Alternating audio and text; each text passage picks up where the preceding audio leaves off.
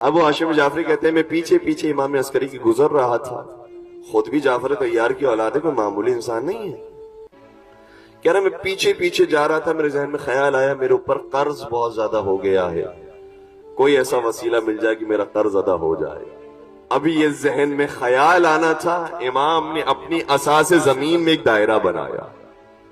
दायरा बनाकर कहा कि इस दायरे को खोदो और उसमें से जो चीज मिले वो ले लो।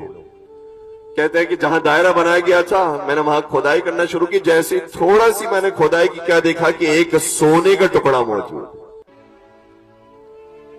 मैंने वो सोने का टुकड़ा अपने पास रख लिया। फिर मेरे जहन में ख्याल आया कि काश और मुस्तकबिल के जो मामला थे वो भी बेहतर हो जाएं। अभी सर्दियां आने वाली हैं, सर्दियों के कपड़ों की जरूरत पेश आएगी, और भी खर्चे हैं उसकी जरूरत पेश आएगी। अभी ये ख्याल आना था कि इमाम ने अपनी असा से एक और दायरा बनाया, कहा कि यहां पर खुदाई करो। और अबू हाशिम जाफरी शियों का तरीका यही होता है, ये नहीं कहते कि कोई आसमान ही से छप्पर पाड़ कर मिलेगा। इमाम अगर जमीन को इशारा करें तो जमीन सोना बन जाए। इसलिए इमाम ने जैसे ही इशारा किया कि यहां पर अब खुदाई करो, उससे खुदाई की तो खुदाई करने के नतीजे में चांदी का टुकड़ा मिला। और अबू हाशिम जाफरी कहता है कि अब मेरा गुजारा हो गया, मेरे माजी के मामला भी ठीक हो गया, मुस्तकबिल में इंशाल्लाह ठीक हो जाएंगे। कहता है जब मैं घर पहुंचा तो जितना मुझे सोने का टुकड़ा दिया गया था, बिल्कुल उसी सोने के टुकड़े से मेरा सारा कर्ज अदा हो गया।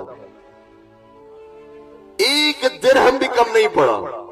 और जितना मुझे चांदी का हिस्सा दिया गया था, बिल्कुल उसी हिस्से से मेरे सारे सर्दियों के इंतजामात भी हो गए, कोई एक दिरहम भी कम नहीं। इमाम जो इशारों के अंदर जानते हो कि किसको कितने रिस्क की जरूरत है और किसको कितने माल की जरूरत है, क्या वो इमाम नहीं जानते होंगे कि हम में से कितने ऐसे हैं कि जो परेशान हाल हैं और कितनों को परेशानी को दूर करने की जरूरत है, और कितने ऐसे हैं कि जो सब्र का मुजाहरा करेंगे तो उनको जन्नत के अंदर उसकी बेहतरीन पादाश मिलेगी।